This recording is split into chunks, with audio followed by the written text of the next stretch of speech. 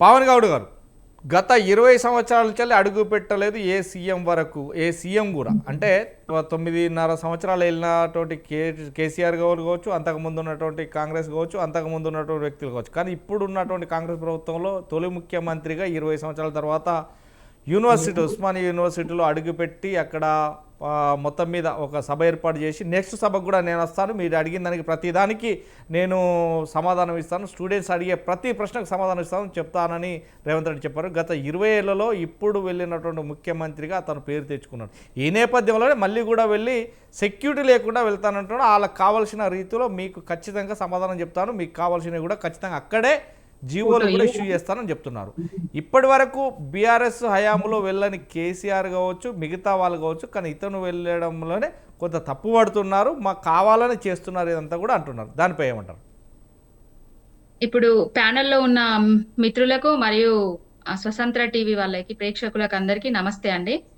అంటే ముందు నుంచి చెప్తున్నారు మీరు, ఇది వరకు ఎవరు పోలేదు, ఏ సీఎం పోలేదు ఉస్మానియా యూనివర్సిటీకి, అది అని చెప్తున్నారు. 20 సంవత్సరాల నుండి మాత్రమే 20 ఏళ్ళ ఇది ప్రణబ్ ముఖర్జీ గారండి. అక్కడ కేసీఆర్ 20 సంవత్సరాల వరకు నుంచి శతాబ్ది ఉత్సవాలల్లా 2017 ఏప్రిల్ 26వ తారీఖు రోజు ఉస్మానియా యూనివర్సిటీలో శతాబ్ది ఉత్సవాలకు రాష్ట్రపతి గారితోటి కలిసి కేసీఆర్ గారు అటెండ్ కావడం జరిగింది. ఆనాడు ఏవైతే శంకుస్థాపనలు చేసిండ్రో ఈనాడు రేవంత్ రెడ్డి పోయి ఆ బిల్డింగ్లకి ఓపెన్ చేయడం జరిగింది. అంటే కత్తెర వట్టి కట్ చేయడానికి, కొబ్బరికాయలు కొట్టడానికి మాత్రమే వేయిండు ఉస్మానియా యూనివర్సిటీకి 22 నెలల తర్వాత. అక్కడేదో 2 లక్షల ఉద్యోగాలు ఇచ్చిపోలేదు, అక్కడేదో జాబ్ క్యాలెండర్ విడుదల చేసిపోలేదు, అక్కడేదో నిరుద్యోగులకు నిరుద్యోగ భృతి ఇచ్చి పోలేదండి. ఇంకొకటి, మొత్తం ఎమర్జెన్సీ కాలాన్ని తలపించే విధంగా ప్రజా పాలన అంటే ఇందిరమ్మ రాజ్యం అంటే ఎమర్జెన్సీ రాజ్యం అని నిరూపించే విధంగా పోలీసు బూట్ల చప్పుళ్ల మధ్య కంచెల నడుమ విద్యార్థులను గ్రంథాలయాల్లో చొచ్చి మరి లాఠీ చార్జీలు చేసి వాళ్లను అక్రమ అరెస్టులు చేసి 22 నెలల తర్వాత భయంగా ఉస్మానియా యూనివర్సిటీలో అడుగు పెట్టడం జరిగింది. దేనికోసం అడుగు పెట్టిండండి? అక్కడికి పొయ్యి ఏమన్నా ఇయ్యడానికి అడుగు పెట్టిండా, లేకపోతే ఇచ్చింది చెప్పుకోవడానికి అడుగు పెట్టిండా అంటే అది లేదు. స్వడబ్బా, పరడబ్బా, పరస్పర డబ్బా. చేసింది ఏం లేక, చెప్పుకోవడానికి ఏం లేక కేసీఆర్ గారు నిర్మించిన భవనాలను రిబ్బన్ కటింగ్ చేయడానికి మాత్రమే వేయండు. కేసీఆర్ 10 ఏళ్లు నిర్వీర్యం చేసిండా విద్యాశాఖను. 22 నెలల నుంచి విద్యాశాఖ ఆయన గుప్పిట్లో పెట్టుకొని నిర్వీర్యం చేస్తున్నది రేవంత్ రెడ్డి. విద్యాశాఖ అంటేనే విద్యార్థి అంటే గురుకులాలంటేనే, ఏదైనా గవర్నమెంట్ కాలేజీలు అంటేనే, గవర్నమెంట్ స్కూల్స్ అంటేనే భయపడే విధంగా చేస్తున్నది కాంగ్రెస్ రేవంత్ రెడ్డి. ఎవరండి చెప్తున్నది కేసీఆర్ గారు నిర్వీర్యం చేసిండ్రని? కేసీఆర్ గారు చెయ్యవలసినవి చేసిండు, చెయ్యబోయేవి కూడా చేసిండు. ఆ భవనాలను నిర్మించిండు, విద్యార్థుల బతుకులను మార్చింది కేసీఆర్ గారు. లేనిపోని నిందలేస్తుండ్రు. నీళ్లు, నిధులు, నియామకాల కోసమే కేసీఆర్ తెలంగాణను తీసుకొచ్చిండండి. అదే ట్యాగ్ లైన్ తోటి తెలంగాణ వచ్చింది. నీళ్లు, నిధులు, నియామకాలను అడ్డుపడుతున్నోళ్ళ సంకలదొచ్చి తెలంగాణ ఉద్యమాన్ని అవమానపరిచింది. ఉద్యమకారులు, అదే ఓయూ ఉద్యమకారుల మీద రైఫిల్ ఎక్కుపెట్టింది రేవంత్ రెడ్డి. అది చరిత్ర జగమెరిగిన సత్యం. నీళ్లు తెచ్చింది కేసీఆర్, నియామకాలు చేసింది కేసీఆర్, మన నిధులు మనకు వినియోగం అయ్యేటట్టు చేసింది కూడా కేసీఆర్. తెలంగాణ విద్యా వ్యవస్థను అస్తావ్యస్తం చేస్తున్నది రేవంత్ రెడ్డి. ఫ్యాకల్టీలు లేరు, అది అని చెప్తున్నాడు కదా. మరి 22 నెలల తర్వాత ఉస్మానియా యూనివర్సిటీకి పోయిన రేవంత్ రెడ్డి 15 రోజులల్లా కోదండ రామిరెడ్డికి ఎమ్మెల్సీ పదవి ఇస్తాము అని చెప్పిండు. కానీ 15 రోజులల్లా విద్యార్థికు కావాల్సిన అన్ని సకల సదుపాయాలను అందిస్తాం అని చెప్పలేదు కదా. అదే మీ విద్యార్థులందరికీ, మీ నిరుద్యోగులందరికీ జాబ్ క్యాలెండర్ వేస్తా, 2 లక్షల ఉద్యోగాలు ఇస్తా అని చెప్పిండు కదా. ఈయన ఏదో కేసీఆర్ గారి హయాంలో వేసిన 50,000 ఉద్యోగాలు, 60,000 ఉద్యోగాలు ఏదో 10,000 యాడ్ చేసి నేనే ఇచ్చినా అని చెప్పుకుంటాను కదా. ఇప్పటి వరకు విద్యార్థులకు 2 లక్షల ఉద్యోగాలు ఇయ్యలేదు. అంటే అశోక్ నగర్ లనట ఈయన ఉద్యోగాలు ఇస్తా అంటారట. నిరుద్యోగులందరూ పోయి, సార్ చాలు సార్, ఉద్యోగాలు మస్తు ఎక్కువైనాయి సార్, ప్లీజ్ సార్ మాకు ఉద్యోగాలు వద్దు సార్, నోటిఫికేషన్లు అస్సలే వద్దు సార్ అని చెప్తాడట. ఉపన్యాసం గిట్టుంటదా అండి? అసలు ముఖ్యమంత్రి ఏ లెవెల్ ఉపన్యాసం ఇవ్వాలి, ఏం చేయాలి?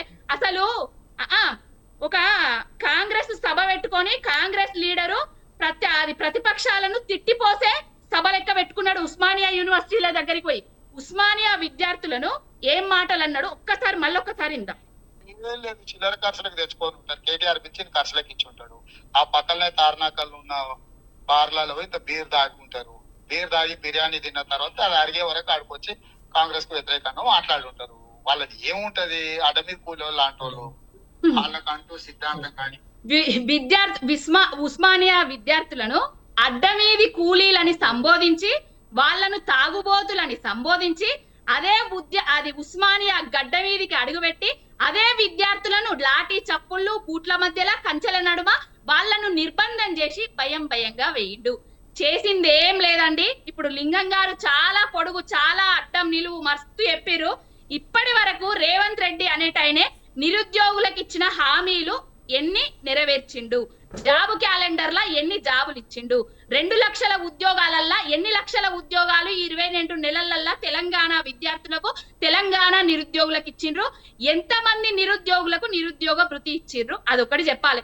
ఏదో ఉస్మానియా యూనివర్సిటీ పోతాను ఓ గంట సేపు ప్రసంగం దంచుదాం, ఇక నేను చేసింది చెప్పుకుందాం, ఆ పరుల మీద నిందలేద్దాం, గది కాదండి.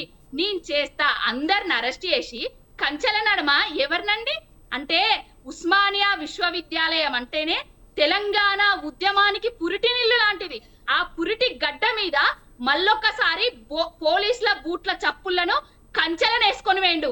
ఆ కంచెలు బద్దలు కొట్టి రేపు రేవంత్ రెడ్డి గుండెల మీద అడుగులు వేసుకుంటూ నడుస్తారు తెలంగాణ విద్యార్థులందరూ. ఇప్పుడు రండి చూసుకోండి, ఎక్కడికి పోయినా సబ్జెక్ట్ చెప్పు, 10 ఏళ్ళ నువ్వేం చేసినావు చెప్పు. ఇక ఇవన్నీ రేవంత్ రెడ్డి అంటే నీ లాంగ్వేజ్ మార్చుకో. ఒక ముఖ్యమంత్రి గారి భాష ఏందండి, ఒక ముఖ్యమంత్రి గారి మాట్లాడే భాష మార్చుకో. నేను రెస్పెక్ట్ ఇస్తా. ముఖ్యమంత్రి గారి గుండెల మీద అంటే కేసీఆర్ లెక్క ఫామ్ హౌస్ లో పడుకున్నాను కూడా. ఒక ముఖ్యమంత్రి హోదాలో అన్పార్లమెంట్ లాంగ్వేజ్ అంటే ఏం లేదండి. ఒక్క నిమిషం. లింగం యాదవ్ గారు ముఖ్యమంత్రి గారు గుండెల మీద అంటారండి. లింగం యాదవ్ గారు ఏం మాట్లాడుతారండి, చదువుకున్నావా విజ్ఞులు చదువు గుండెల మీద, మరి ఇదే మాట్లాడుతున్నా. లింగం యాదవ్ గారు సబ్జెక్ట్ చెప్పు. నేను దమ్ముంటే 10 ఏళ్లలో కేసీఆర్ ఎన్ని ఉద్యోగాలు ఇచ్చిండో, ఎంత రిక్రూట్మెంట్ చేసిండో. లింగం యాదవ్ గారు మీకు టైం ఇచ్చినప్పుడు మాట్లాడండి. ఒక్క నిమిషం కంప్లీట్. ఎవరు అందులో అన్పార్లమెంట్ లాంగ్వేజ్ ఏం లేదండి. అందులో అన్పార్లమెంట్ లాంగ్వేజ్ ఏం లేదు. నేను డిస్మిస్ చేస్తాను. అన్పార్లమెంట్ వినండి. అందులో అన్పార్లమెంట్ లాంగ్వేజ్ ఉంటే నేను మాట్లాడతాను. అందులో అన్పార్లమెంట్ లాంగ్వేజ్ ఉంటే నేను మాట్లాడతాను. ఎస్, కంటిన్యూ పవన్ గారు. ఒక నిమిషం. అన్పార్లమెంటరీ లాంగ్వేజ్ స్టార్ట్ చేసింది లింగం యాదవ్. ఇప్పుడు ఇందాకనే ఏం చెప్పిండు, కేసీఆర్ గత ముఖ్యమంత్రి పోయి ఫామ్ హౌస్ లో వన్నాడు అని అంటాడు.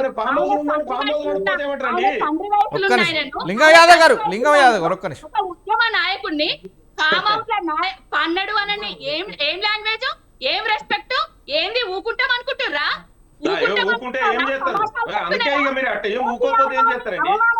అవమానపరచడానికి పెట్టుకుంటారా మీరు? అక్కడికి పోయి కేసీఆర్ గారిని, కేటీఆర్ గారిని ఏం మాట్లాడిరో మేము వినలేదా?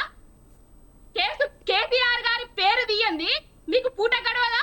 నాకు అర్థం కావట్లేదు.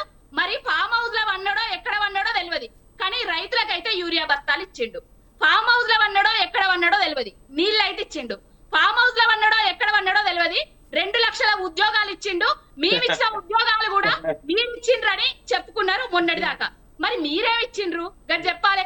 గురుకులాలను కట్టించిర్రు, రెసిడెన్షియల్ పాఠశాలను కట్టించిర్రు, కేజీ టు పీజీ విశ్వవిద్యాలయాన్ని కట్టించిర్రు. మీ లెక్క పురుగులను విశ్వవిద్యాలయం కట్టించారా అండి? చెప్పండి, కేసీఆర్ గారు ఒక్క యూనివర్సిటీ పేరు చెప్పండి. మీరు ఫ్లెక్సీలకే ఇంటిగ్రేటెడ్ పాఠశాల రైట్ మీ వరకు వచ్చేసాం. యూనివర్సిటీ పేరు చెప్పండి.